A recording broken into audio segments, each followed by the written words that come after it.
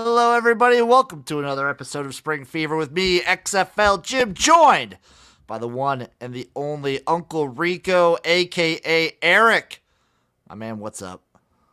Hey, just living the life, man. I missed you, dude. I missed my Jimbo in my life. Yeah, it's been like a week I know, because dude. the college football tailgate's on hiatus for a little bit. We're in not hi, I'm gonna call it hibernation. You know what? We had a good year. Um, Made some people some money. Hope you guys tailed. It was a fun year. Um, I feel that we have the benchmark right now for the next, moving forward. I feel like first year together doing college football, the bar's been set pretty high. Yeah, it feels good. I'm feeling good. That was a full season, getting through the tailgate with my man. We had a good time with it. We basically, I think, come I don't know May, we have been doing Spring Fever for a whole year. Yep. Yep. We went I through a mean, whole CFL season together and USFL too. We went through like a whole USFL season together. We've been through two football seasons. and I feel proud because I feel I taught you the saying "seeing the board." Yes, you did, and I've been using it. And I haven't just been using it in a gambling sense. I've been using it at work too. I mean, dude, you could use it in every sense. You can just do it, just seeing the board right now, man. And Like I'll be everyone, doing a good job at work. I'll be like, "Hey guys, I'm seeing the board. I'm really seeing it." It's it's one of the best phrases I've used. dude, it's one of the best phrases I want to say of all time. But we're here to talk spring football and spring football news. We're going to break down the Houston Roughnecks roster. We're going to talk XFL schedule. We're going to talk USFL head coaching news. You know, There's a little bit of head coaching to the USFL. And I just wanted to shout out the X League. Their season's basically done, but we have one more X League game left. I believe it is called the Dream Bowl. And our boy BJ's playing in it. no way, really. Yeah, so what it is, it's like let's see, I have it right here. The Japanese US Dream Bowl set for January 2023, courtesy of American Football International. Great website, love them. So it's like Japan's brightest stars. They just pick a whole bunch of people for them versus it's a lot of like it's versus the Ivy League.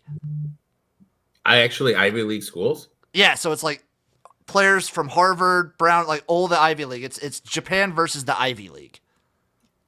Jesus, dude. So these guys are facing college kids. They should boat race them. This is the first matchup between Japanese football and the Ivy League. Jeez. So this is a brand new thing. This is the first iteration of it. Okay.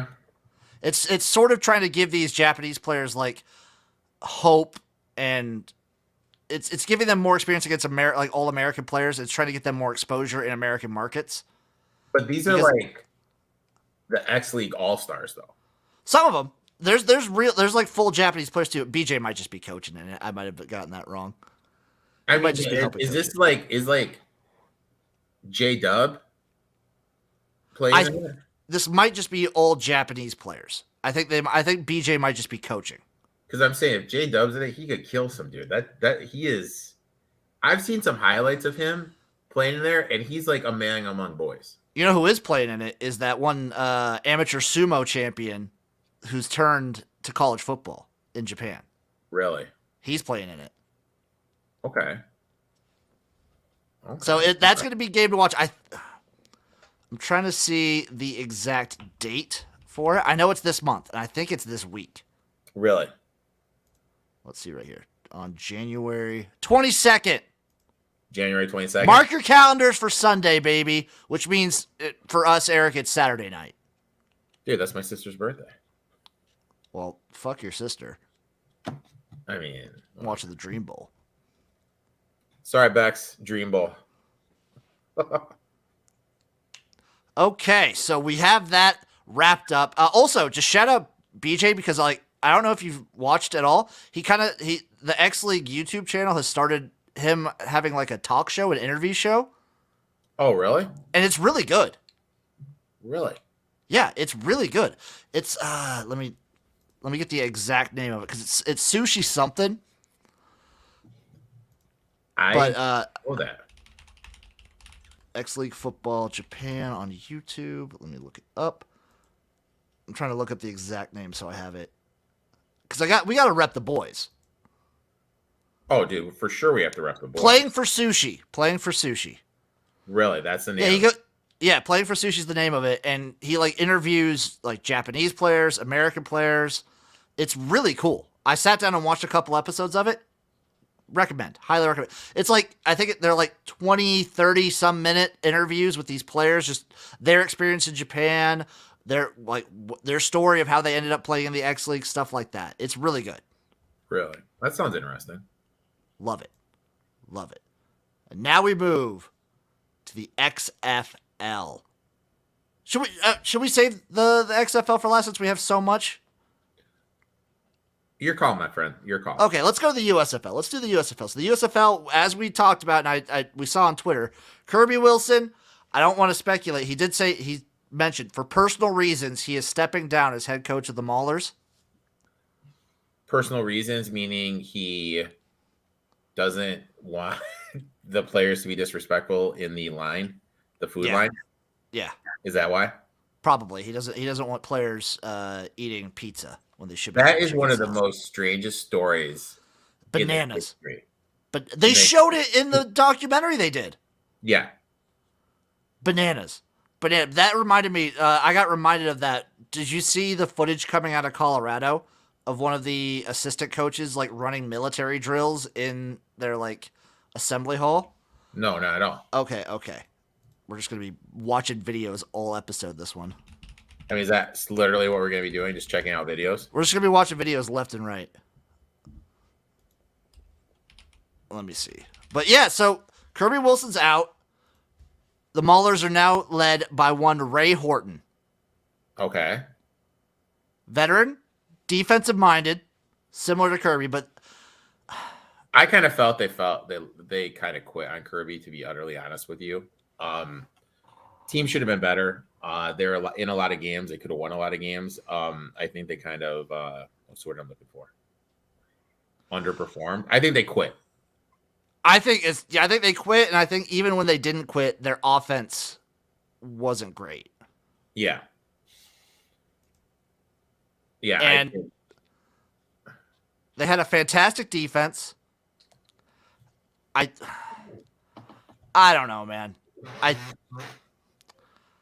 like the move. I like the coach. I think maybe they did just need a fresh set. I think they need a restart. To be utterly honest with you, dude. You think they need what? Like a new face of the franchise, a new leader. Possibly, like maybe a year's reset if Kirby didn't fumble it this time. Yeah. Who knows? But I think the fresh face is going to help the Maulers. I think they're going to be a very interesting team to watch. I'm intrigued on how it's going to work out with the USFL. What teams are going to have certain advantages / disadvantages with the hubs? Because there's still like the Maulers don't have a home field. They're one of the teams that are left out not having a home stadium. So I do wonder if their games will still be similarly lacking in a crowd. Mm-hmm. But I wonder if it's going to be any better up north because I think they're playing in I think the Maulers got slotted for Detroit. I don't think it will be any better. It was either them or the Generals. We need to figure this out. I don't think they've officially announced who's going where. But I would assume the Maulers are either going to Detroit or they're going to Canton. I would assume Canton, to be honest with you. And I don't know if I see a great crowd either way. I don't think it's going to be really interesting to see how these things look. You know what I mean? Yeah. I'm very excited for the change of the USFL and the XFL this season going in. Okay, I found the video. Okay. Let's take a look at this. And as the resident head coach, as a coach, I want your opinion, Eric. Okay, give it to me, big dog. Okay, let's see. Bam. This is the Colorado room. This is Tim Bruce. When I say stand tall, okay? I want you bouncing out of your seat and stand tall. When I say stand tall, get your ass up. Stand tall. Sit your ass back down. Stand tall. We coming. Raise the goddamn roof. Raise the roof. We coming. We coming. We coming. We coming. I'm coming. If them Colorado buses show up, and 60 minutes of hell coming with it. 60 minutes of hell coming with it. The time is now, man. The time is now. Sit down. All right. There you I go. want to know who that small guy was in the front row and what position he's playing. The guy's like 5'8", man. Hey, he's the backup slot receiver.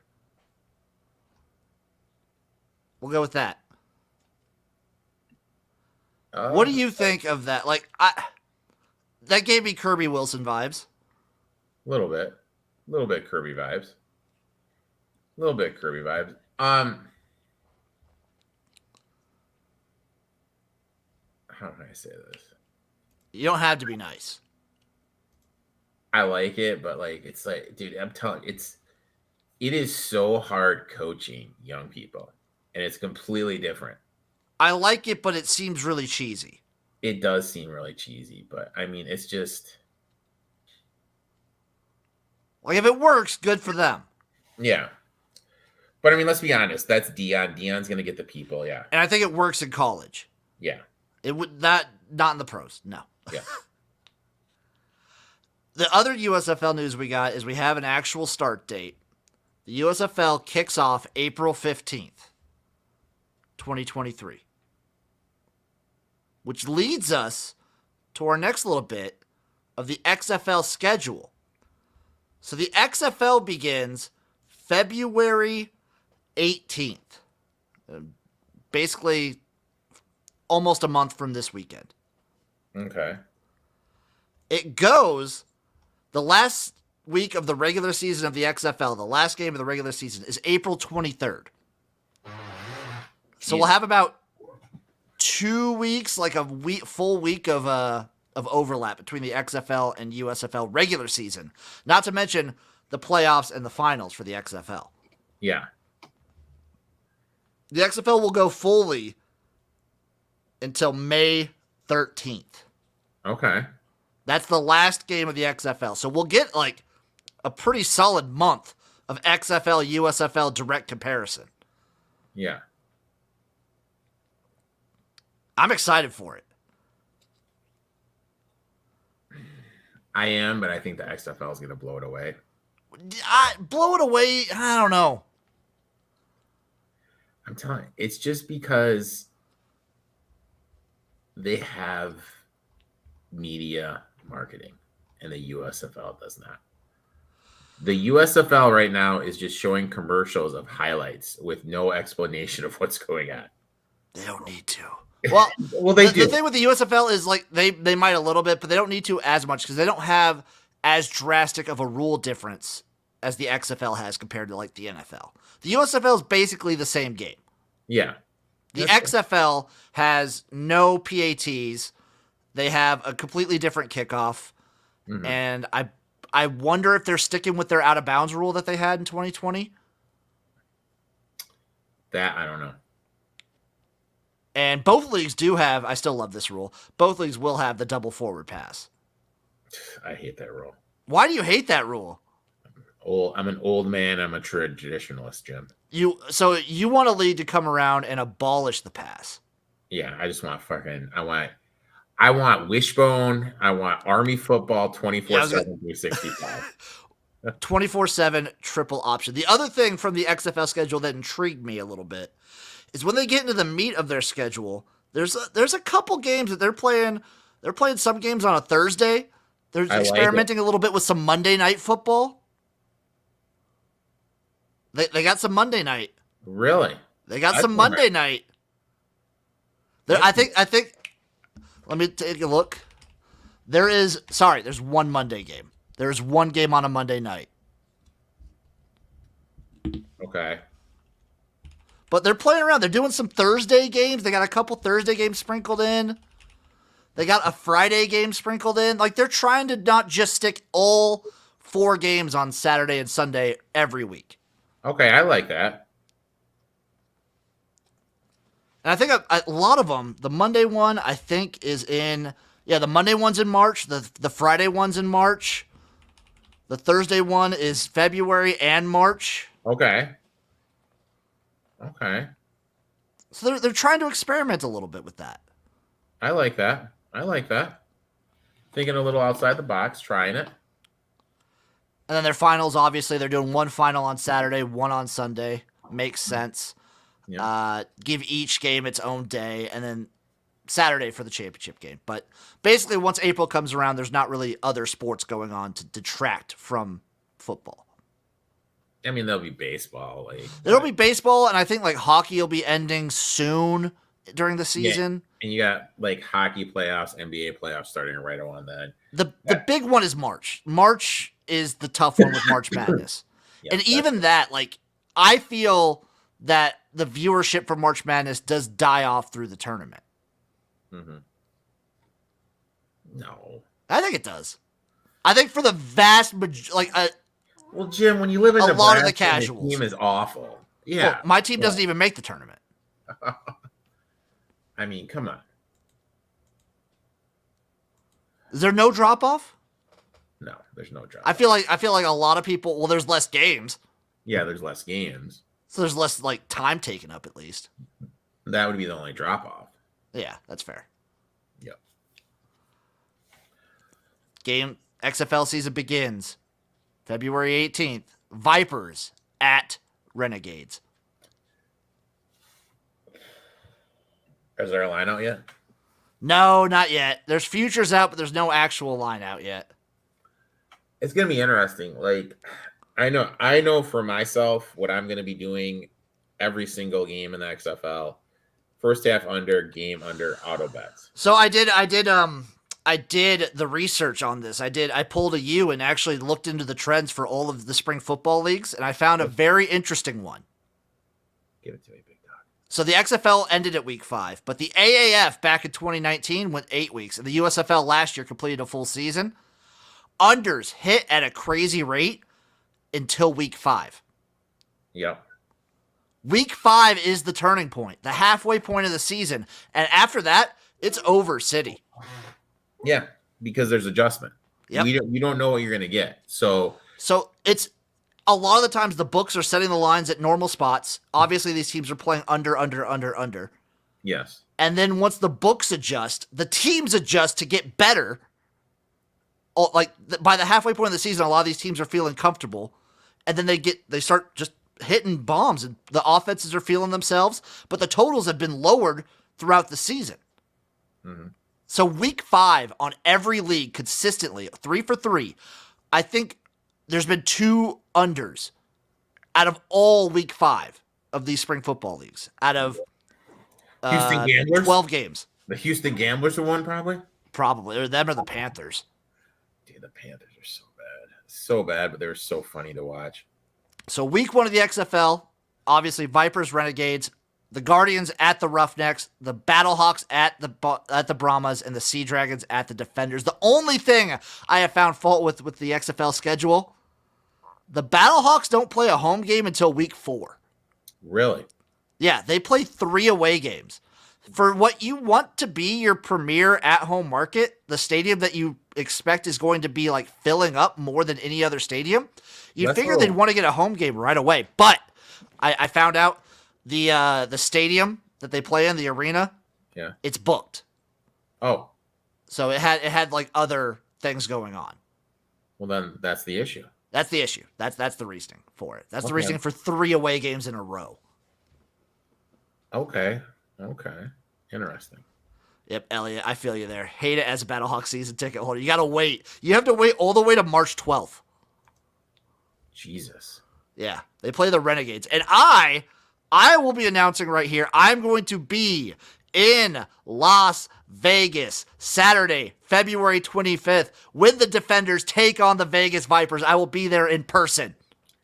You know what? I wish I could be there, my friend, but unfortunately, I have my nephew's birthday. I will be, hopefully a Vegas casino will like have numbers for him, and I can have a paper ticket of my XFL bets. Oh my God. For sure they will. They have to. It's been like sketchy throughout. So like offshores obviously offer it all the time. Offshores had the AAF. Offshores had the XFL. Offshores had the USFL. I was talking to some people living in like Philadelphia or Jersey that some books didn't offer USFL lines last year. I wouldn't surprise me. I feel like they're just losing out on potential money. Don't get me started. I'm currently fighting with many sports books, so just don't get me started. We'll leave those books unnamed and just say a giant fuck you. You know who you are. Yeah. You know who you are. Other XFL news. Since our last recording, the Vipers actually have a stadium. They're playing at Cashman's. I don't remember if we talked about it or not, but we covered it a little bit. Process elimination. That's what we had. Yeah, it was either Cashman's or Allegiant, and no chance they're playing at Allegiant. It's at least Allegiant costs way too much money. There's no way. Yeah, like if maybe like year 3. Year 3, maybe. I wonder if they can get, because I think UNLV is getting a new stadium. I wonder if they can snag the old stadium. I don't think so. I don't think so, but it'd be nice. It'd be nice to play in like an actual football field. Yeah. I want that. The other XFL news, they have a championship locale. Let me guess. Take a guess. Where is the XFL championship reportedly taking place? Nothing's confirmed, but the reports are strong. Arlington. Well, what stadium do you think? I don't know. Jerry's World. Alamo Dome, baby. Oof. They're playing at the Alamo Dome. Okay. Interesting. That's the report right now. The XFL championship will take place at the Alamo Dome. What do we think about that, Eric? It's gonna be interesting to see how many people they can get in there. I'm gonna go there. You're gonna go there? I'm gonna go there. My goal for the year. I have travel goals for the year. I want to make it to one XFL game in the championship game and one USFL in the championship game. Okay. I would love to make it to a CFL game as well, but it's a little bit more expensive to travel to Canada. Canada is a bitch. It's a little bit pricier. But if I can make it to one game of each and the championship game of each, I want to make that a reality. Okay. I mean, I like it. I mean, Texas is fun. We have some friends in Texas. Maybe I'll make a cameo down there. Maybe you'll see Uncle Rico. Uncle Rico in a cowboy hat. Last bit of XFL news before we break down this Houston Roughnecks roster. It looks like Jim Haslett might be the defensive coordinator of the Seattle Sea Dragons. They might be going after Phenomenal hire if it's true. Would love that. Would love to see that. Yeah, I saw that, Elliot. I haven't watched the video yet, the QBX video. So it's like they're talking about what it takes to be a QB in the XFL, I believe. I need to check that out on YouTube. Is that the one with whatchamacallit? Palmer?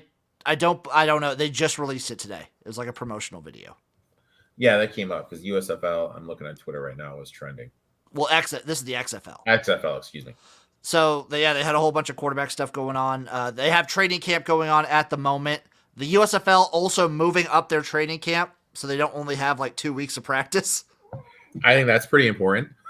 Big move. Big things. But now, to the meat. And potatoes. It's time to break down this Houston Roughnecks roster. Let's get it. Here's a Roughneck roster. Starting with the quarterback. I am assuming the starting quarterback is going to be Cole McDonald. Okay. I mean, it makes sense to me that he will be. Kid was a stud at Hawaii. Oh, kid was a stud. Stud at Hawaii. He's bounced around a couple spring leagues. He has all the tools. I think he just needs refinement. But you know what's kind of linking there is my boy Caleb. Caleb's just kind of lurking in the wind. Yeah, Caleb Ellaby's... I think it's a close battle between all three of these guys. They all have their draws. Elliot, the Battlehawks breakdown will be coming next week. Boom. I think old quarterbacks have their draws. Caleb is also like an unrefined product, but he's got a lot of potential. Brandon Silvers is like, he's a great backup to have in this league because he's a spring league veteran, played in a lot of spring leagues. You kind of know what you get out of him. In 2020, when I was doing all my team previews, I singled out Brandon Silvers. He was on the Seattle Dragons. He's my potential guy. He has a lot of physical ability. He's a good runner, but he never. No, I've never seen him play to what I expect his full potential to be. Mm-hmm. So he's a good floor guy. He gives you a decent floor, but he's never going to be the reason you win a game. I agree with that. And I think both other quarterbacks, Caleb Ellaby and Cole McDonald, give you that upside. What's your takeaway of the quarterback room of the Roughnecks? I think it's going to be, like you said, Coles, but I think Ellerby is a wild card. If he comes in and he just dazzles, it wouldn't surprise me if he starts. But I think unless that happens, it's going to be McDaniel. He does have the relationship with that wide receiver too. Oh yeah, we'll get to that too. Also, I just want to mention, I believe the most veteran coaching staff in the XFL, the Roughnecks.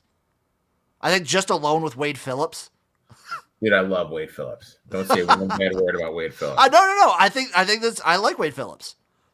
I think he has by far the most coaching experience out of everyone in this league. Like, I think a close second might be the OC for the Dragons is June Jones because he's been coaching everywhere. Hollywood June. Like he's been there. Wade's been around the block. He knows his stuff. He's got a Super Bowl. He knows how to lead guys. He knows what it takes. I think he's going to be well respected. Coaching isn't going to be their issue. The lack of talent, maybe, but possibly. Speaking of which, running backs, it's looking like it's going to be Adrian Killens out of Central Florida. Yeah. Only was on the Eagles team. I believe wasn't he the top pick? I think he might have been the first overall pick. Yeah, top pick. After that, really don't know what we're gonna get. They have that guy who played in the fan control league. I don't know. Like, I'll be honest. Like, I know that. Excuse me. Abram Smith was the first pick. That Killens does have the. How can I put this politely? He wouldn't be the running back I want as my leading running back if I had my pick out of every other lead running back in the league.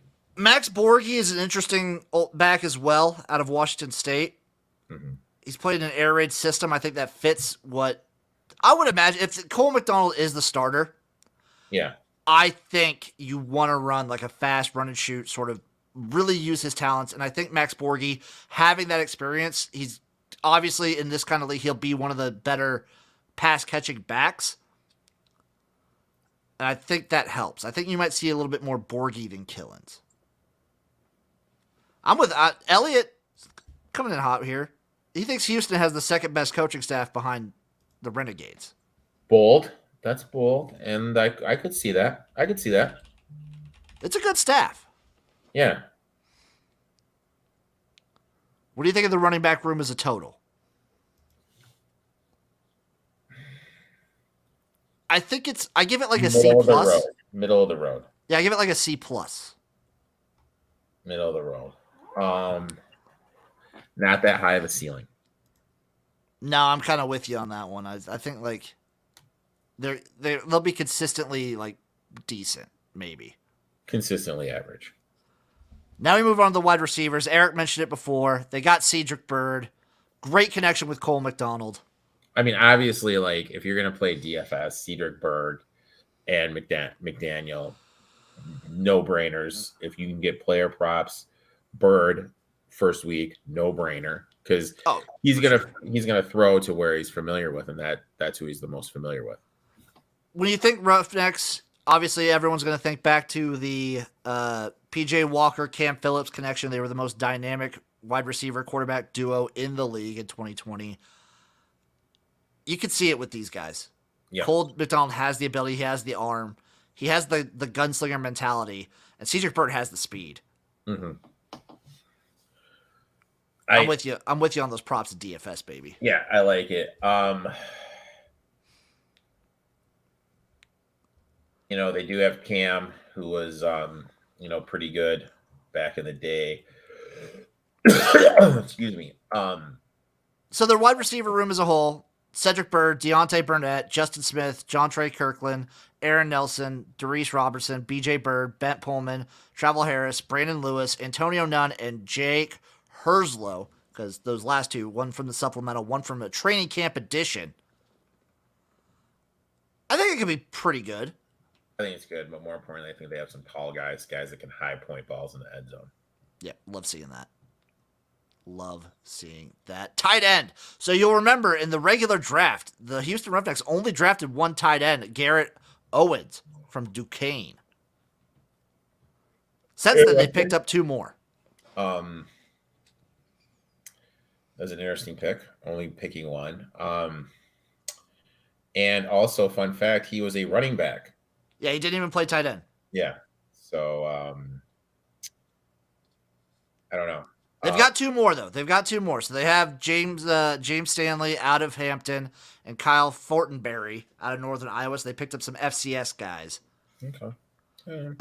Looking over, Kyle seems like he has some good size, but probably the weakest position for this team. By far. Easily. Offensive line, pretty stout, pretty decent. I like Jack Snyder. Yep. He's done a good job protecting bad quarterbacks at San Jose State, and I think now he's got a good quarterback to protect. But so they have him slotted as like I want them to put him at a guard because he's not very big. He doesn't have the size for a tackle, in my opinion. I agree with that.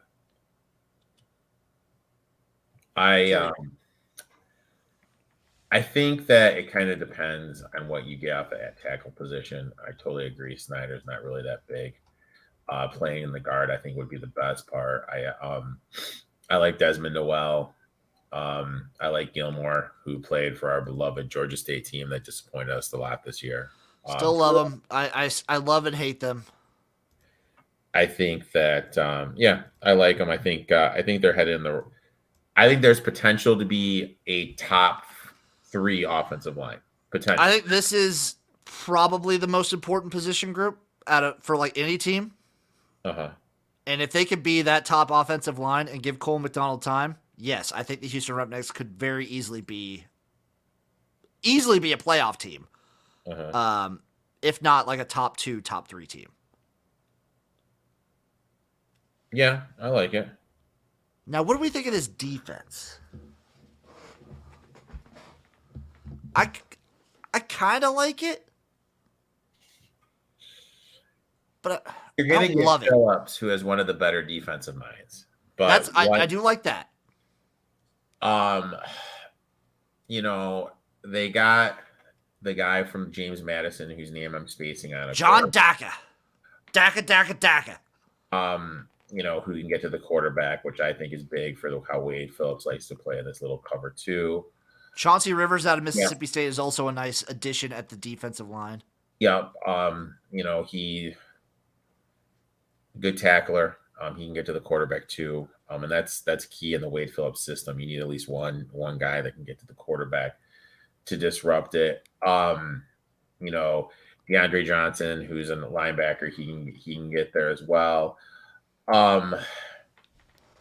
Linebacker room is interesting to me. I mentioned Johnson, but after that, they have a couple question marks personally in my book on what's going to be going on there. But the key to them is just the secondary with how Wade Phillips likes to play. I think they have a solid secondary. I like Texada. It's not the one everyone remembers. It's not Ranthony. Yeah. It's Riley. Yeah. They got the dude that used to play on the Lions, whose names I'm spacing on. I think they got some dudes, and we all know with the Wade Phillips, the cover 2, you need the secondary guys. So I think it's there. Special teams, I like their kicker. He broke the record at UTSA. Yep. They're young. They got some dudes. I think the big question is the quarterback position. How does Cole look? You know what I mean? How does he look? We don't know how he looks. We haven't seen him in the football field. How good has he been in shape? What is he looking like? How If he can't go, and if it is Cole, how safe is he with the ball? Yep. Is he going to be careless with the ball? If he does start turning over the ball and he is careless, does Wade make a switch? And can they get to the quarterback? Last little bit on the Roughnecks. Offensive coordinator A.J. Smith. For those of you who remember, he was the receivers coach of the Roughnecks back in 2020. Little familiarity. Yeah. Okay. So he's got a little bit of like the run and shoot in him, which is perfect, I think, for the offense that Cole McDonald you want to run with this guy. That's another reason why I think McDonald's the leading candidate to be that starter. Okay. They're going to run a sort of run and shoot, I bet. Oh, yeah, for sure. For sure. It's easy offense to pick up. So I could see the Roughnecks and the Sea Dragons having their offenses ready and firing faster than other teams. But it will take a couple weeks, though. And like the offense for the Roughnecks in 2020 under Jude Jones looked really good right away. That's true. That's true. It's the other teams that like had to catch up. That's true. I'll give it to you. I'll give that to you, my man. So I don't know. He's pretty good. Defensive coordinator Brian Stewart. I think everyone's assuming Eric, me, both. Wade Phillips is going to have his hands deep in that defense. Wade Phillips is going to be doing everything with the defense. I think he's going to have his hands deep in that defense. But, I mean, Stewart's been with Phillips for a long time. Yep. So it makes total sense. Yep. Where do we slot the Roughnecks? Where do we put them on our XFL board? I'm thinking 3, 4. I was gonna say 3. I was gonna say 2 or 3. 3, 4. I like him at 3. 3, 4. Okay. I like him at 3. Houston Roughnecks, baby. And our weekly look into the XFL futures right now. Let's take a quick look at the XFL futures, baby. Battlehawks sitting as the favorite at plus 350. No. Dragons and Renegades following up at plus 400. I like the Renegades. Vipers at plus 450. Nope. The Guardians at 5-1. Nope. The Brahmas at plus 550.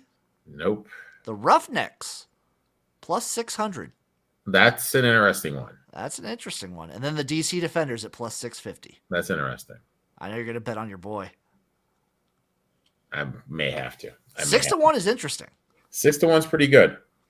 Elliot's asking, what's our XFL board right now? We've done, 3 team previews? Yes. We've done the Renegades. We've done, what other team did we do? We did the Brahmas? No. No. We did, oh my God, who did we fucking do? I'm Defenders? trying to remember who we did. We did the Viper. We did the... Who we did? That's so long ago at this point. I'm looking I know. it up. I'm looking it up. We took a little sabbatical, so... But at least out of the Renegades and the Roughnecks, I like the Renegades a little bit. Sorry, I like the Roughnecks a teensy bit more. I think the upside is there with the Roughnecks. I think the floor is there with the Renegades. No, yeah. Yeah. So 3-4 roughly around there. We'll have it once we do every team preview, we'll have to have a full ranking. Our predictions, yeah. Obviously, we're going to be doing that before the league starts. Eric, that's the spring fever, baby. I'm feeling hot and sweaty just doing that. What do you got going on? My podcast comes out on Friday. Me and my boy David going to talk some NFL betting. My boy Nick and I, we're going to build you a DFS lineup. Hey, we had cashed for 4 weeks in a row, but FanDuel decided to boink us this weekend. So we're no longer playing on FanDuel. And Fuck you, FanDuel. We're going to be taking our talent somewhere else. As you should. As you damn well should. Also, check out the ETF 21 show every Tuesday night. Every Tuesday night, my boy Scotty Shapiro from Twin Spirals. I checked it out last night. Gino was on it. Gino and I talked a little bit. Yeah, it was nice. It was a good talk. It was a good time. Good time. Y'all know where to find me. I got so much XFL content in the board today. I just had my team uniform review that dropped this week. I have my merch review dropping next week. I got one piece of XFL merch for every team, and I reviewed them all. The USFL should be coming soon. I gotta sit around and order my USFL merch, but that'll do it for this episode of Spring Fever. Give us a like, give us a follow. It does help, and we greatly appreciate it. We will see you guys next week. Bye-bye.